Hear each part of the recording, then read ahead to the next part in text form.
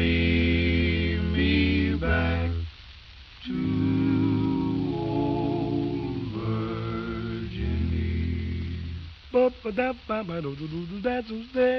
Carry me back to old Virginia. Welcome back to the Virginia History Podcast, where in this episode I will continue illustrating events that led to the lost colony of Roanoke Island. In the last episode, I detailed the undoing of the second Roanoke attempt, where I ended with Ralph Lane being left in a dangerous situation and subsequently abandoning the colony. He had hoped to receive fresh supplies, but those supplies had never arrived, so he left with Sir Francis Drake in 1586. Ralph Lane's hoped-for resupply ship, however, did arrive in July 1586, but no one was there to meet it. Sir Richard Grenville had returned to Roanoke with 6 ships and 200 colonists, but was baffled with what little he had found. He had tried to locate the colonists that had left a month earlier, but after his attempts proved vain, Grenville decided to return to England. However, before he left, he set up a small garrison manned by 15 men and food to last for a year. Meanwhile, Lane's arrival back in England was met with almost the same mystification as Grenville had when he arrived in Roanoke. All colonial reports up until 1586 were rosy. No one, least of all Raleigh, was prepared to receive a group of failed colonists. Therefore, Lane had to immediately set about blaming poor planning for the colony's failure, which was partly true, but he didn't dwell on the negative for too long. Lane, in a further attempt to make himself look good, said that there was much good news to report about greater possibilities north of Roanoke in the region scouted by Philip Amadas. It was such good news that Lane wanted to deliver it in person. Such was his reasoning, at least. He said that discovery of larger river systems, more conducive to ship traffic, must mean a passage to the Orient is possible. Lane's reasoning must have worked, because upon hearing the news, Raleigh set about planning a new expedition. Raleigh, along with his advisors, as well as Lane, White, Harriet, and perhaps Jacques Lemoyne, began mapping out plans based on Lane's new information during the summer of 1586. They had hoped to establish a new base in the Chesapeake Bay region further northward, as it would allow larger capital ships to come and go freely, as Lane theorized. That being the case, it seems almost entirely certain that Raleigh's Virginia colony was to be used primarily as a privateering base. But there was still a possibility that the great river systems that Lane mentioned would at least lead 300 miles inland, thus reaching Chaunus, Temawaton, or other native treasured cities. Either way, Raleigh was fascinated and had to find out whether Lane's report had any truth to it. Another decision had to be made. Who would colonize this new region? One of the major complaints during the planning stages for the 1587 colony was that the caliber of colonists for the 1586 colony was less than ideal, unruly, and violent. Raleigh was therefore persuaded that this next colony would be different. He wanted more civilian involvement, which would include women this time. After these two major decisions were answered, only one final decision had to be made. Who would lead the new expedition? Ralph Lane's explanations for leaving the colony did not win him any favor with either Queen Elizabeth or Sir Walter Raleigh, so he was out. Richard Grenville just returned from his failed Roanoke resupplying mission and did not want to set sail again so soon. Thomas Harriot was deep into sorting out his notes for the book he was to publish, a book that Sir Walter Raleigh also wanted to see in print, as it would be a great propaganda tool to use. All of the heavyweights were out of contention. All except for John White. White had remained close to Raleigh throughout the summer of 1586, as he was preparing maps of Virginia and the North American coastline to use for future involvement in the region. When Raleigh approached White with the opportunity, White accepted, and then began actively trying to recruit those closest to him to join him in Virginia. He didn't have to work too hard, because 1580s London, though a bustling city with much opportunity, was a difficult place in which to live. Many of those White tried to recruit believed that the New World offered at least greater wealth-making potential, but it also offered a fresh new life apart from much of the political and religious instability in England and Europe at that time. Bolstering such hope, Raleigh and his men planned to dole out 500-acre plots of land to each male who signed on, and potentially more acreage to families undertaking the Virginia risk. Such an offering was unprecedented, for the English at least, and would have been a considerable break with past colonizing attempts. Sadly, the efficacy of such a decision would really not be known until the 16-teens, at a different Virginia colony, but more on that in the future. The colonists were to create a city of Raleigh, which would be their centralized power center. Raleigh had hoped that this city would become a leading port city in the New World that would one day rival other major English ports at home. Yet Raleigh would never see this dream come true. But the intended location, present-day Hampton Roads, did indeed become a great port city, more than 300 years after his death. To accomplish this goal, White was to oversee all operations in the New World, and would be aided in his daily tasks by 12 assistants. But management of the affairs became an issue as Raleigh fell into a conundrum at the same time that the 1587 attempt was about to begin. Queen Elizabeth granted Raleigh 12,000 acres in Ireland, for which he was to settle and govern new English settlements around Munster. Thus Raleigh's attention was divided, and White and his recruits became increasingly marginalized at the expense of English endeavors in Ireland. Yet Raleigh did try to remain involved, and he showed such intentions by raising White and his assistants to the aristocracy, as well as creating a coat of arms for the city of Raleigh. This was a big deal for the period, and would have been seen as a somewhat proud gesture. It also would have calmed the hearts of those intended to sail with White in 1587. That plan worked, and 92 men, 17 women, and 9 children signed on to the third expedition. 118 settlers in total, accompanied by White, Fernandez, and the 2 natives Manteo and Towai, who had returned to England with Ralph Lane. Very little is known about the colonizers, so I won't spend time on them here. Suffice it to say, they were young, mostly from London. 2 of them, Ananias and Eleanor Dare, were related to John White.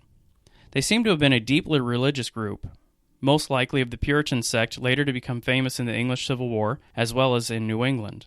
Beyond this information, only speculation is offered about the other names on the list. Religious inclinations were an important part of the Virginia colony. England was now firmly Protestant, and played the part of foil to Catholic Spain's world power status. Part of the Virginia attraction was planting anti-Catholic settlements to combat Spain's spreading Catholicism in the New World. Elizabeth, playing a somewhat subdued political role, quietly supported such ideas before 1587. But her other close advisers, Francis Walsingham and Robert Dudley, the Earl of Leicester, openly supported and encouraged anti-papist sentiments. Richard Hakluyt the Younger also championed evangelistic causes in his writings, asking, "Who would bring the millions of Indians from darkness to light, from falsehood to truth, from dumb idols to the living God, from the deep pit of hell to the highest heaven?" Hakluyt had hoped that Raleigh would be that person, and Virginia would be the beginning of that mission. All such religious sentiment was reinforced as the would-be colonizers continued their preparations during the winter of 1587, as Mary Queen of Scots was executed for trying to bring about Catholic-inspired plots against Elizabeth. Such an event seemed to be a cause for celebration amongst English Protestants, and indeed many of them even danced in the streets. What the Virginia colonists never knew, however, was that this action outraged Elizabeth's foe, Philip II of Spain, and certainly helped lead to the eventual Spanish Armada in 1588. That armada would greatly affect the settlers' plans in Virginia, so it could be said that in a way, those who were celebrating Mary's death were also, though unwittingly, celebrating their own misfortune. Either way, the colonizers loaded 3 ships full of food, water, building tools, tradable goods, medicine, toys, books, religious materials, and whatever else deemed necessary for the establishment of Raleigh's city. And by March 1587, they were ready to set sail. The fleet left port for Cowes, Isle of Wight, in mid-April 1587, but as was normally the case with all of John White's voyages, the simple journey was met with a stormy setback. A 2-day trip turned into a rocky, week-long ordeal, one in which the passengers were more than ready to see land once again.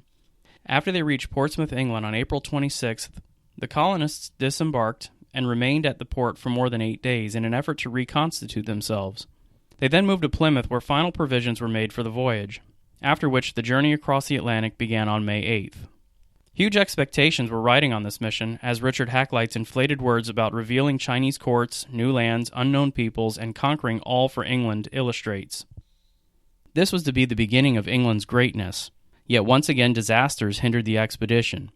About a week after leaving Plymouth, another storm separated a pinnace with about 40 settlers and subsequent provisions from the rest of the fleet. Having met with this same situation 2 years earlier, White decided to push forward for the West Indies and hope that the missing ship would arrive in due time. White's group reached the Canaries after sailing for about 1,000 miles, and then began the long 3,000-mile journey across the Atlantic. Strenuous boredom accompanied by overcrowded foulness began setting in as monotony and sickness ruled the next approximately 6 weeks, until at last St. Croix was spotted on June 22nd. However, excitement about getting off of the pitching and rolling ship soon turned to painful panic. While searching about the island, many settlers began eating what seemed to be a local apple. It was not an apple, but some sort of poisonous fruit that burned mouths and tongues so badly that the victim could not speak for at least a full day. In another instance, settlers drank and bathed in stagnant water, which caused their faces to swell shut for a week. After a week on St. Croix, The expedition moved to Guayanilla Bay, or Mosquito Bay as it's known, in Puerto Rico, where Ralph Lane had built his fort in 1585. They remained on the island for 3 days while searching for water, but not much water was found, and they soon left on July 1st, but not before 2 supposed Irish Catholics had fled for the Spanish colony on the island. One of those deserters was Darby Glavin, who was along with Ralph Lane in 1585 and had intimate knowledge about Roanoke Island. Such a desertion could have spelled doom for the English, as Glavin could direct a Spanish fleet to the exact location at Roanoke Island and wipe the colony out. Conditions did not improve after Puerto Rico. Fernandez and his men were either criminally negligent or disastrously foolish in their planning and navigation. White, no novice, voiced his concerns, but he was not in charge of the fleet sailing. Thus, open confrontation between the admiral and the governor began hampering the effort as well. At each supplying attempt along the West Indies, further fighting continued between the two men as Fernandez kept his hasty agenda moving forward. Some, such as Lee Miller, have surmised that Fernandez was deliberately sabotaging the mission.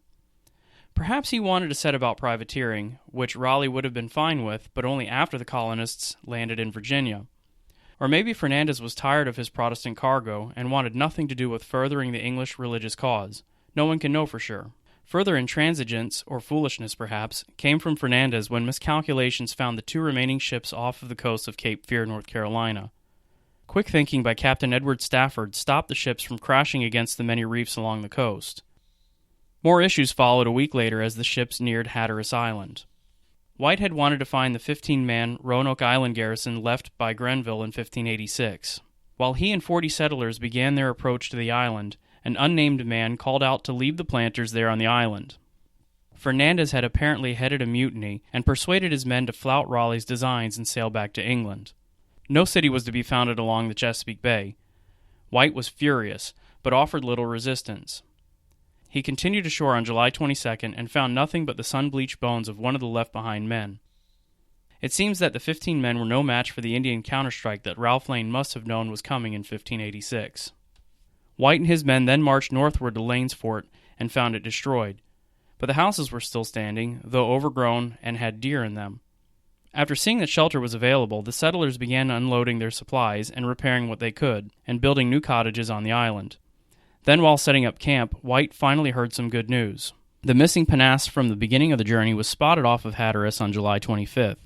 Now it seemed that the colony had a chance to make it, at least through the winter.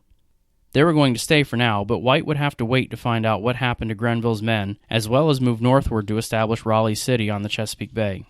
The excited glee buzzing among the colonists newly arriving at Roanoke soon turned to fearful horror. 3 days after arriving in Virginia, George Howe was crabbing along the coast when 16 arrows were fired into his body. Indians quickly set upon him to stifle his cries, and they beat his brains out with wooden clubs. An English scouting party would later find his floating corpse and inform John White. Thus, Indians shattered the illusion of tranquility, but which Indians led the attack?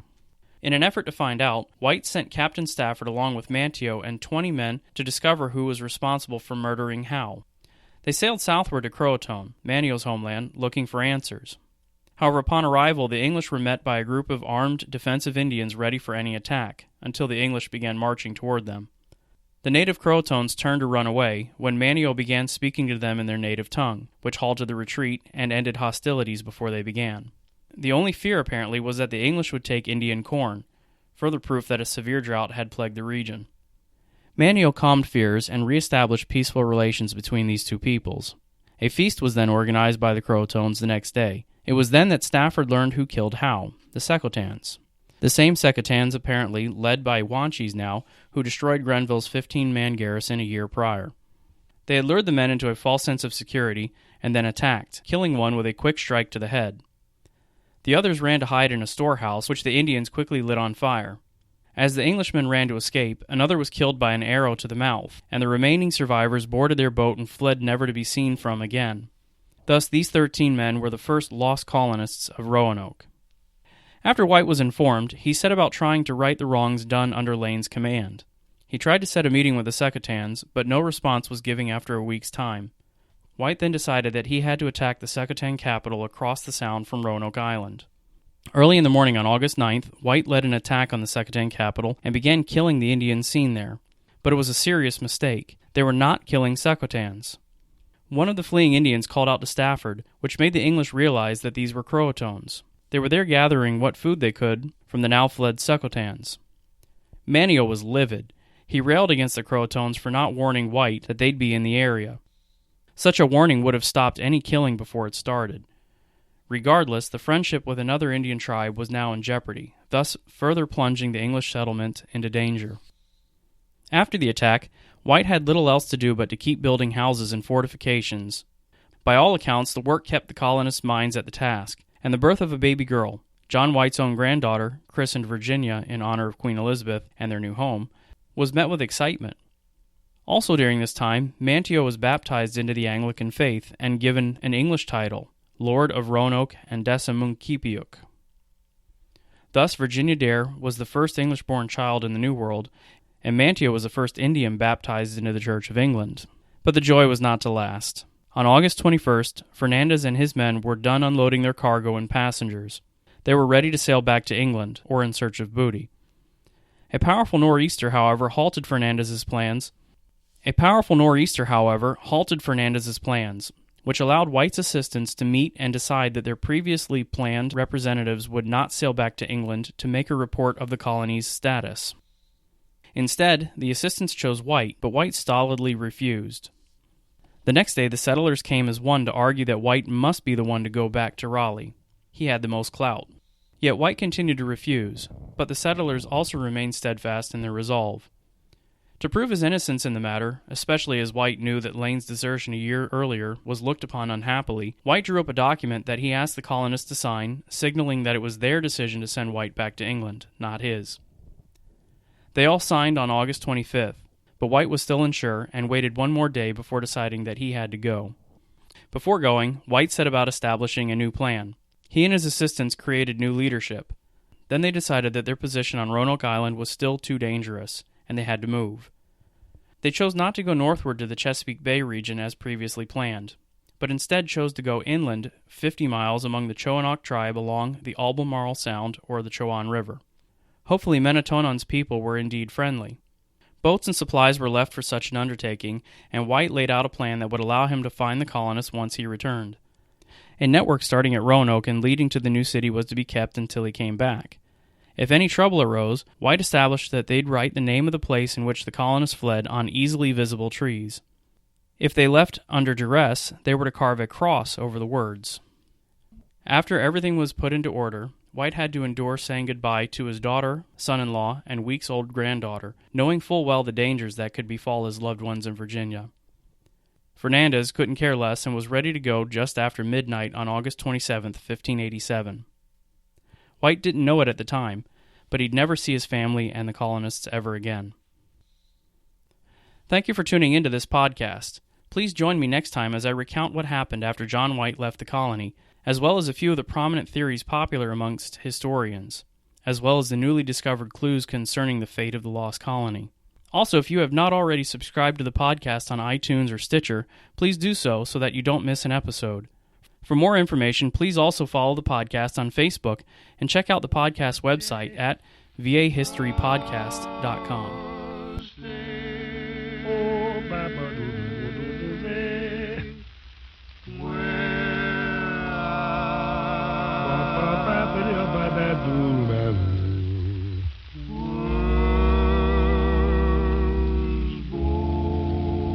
Mas tudo bate despedido dos embazes.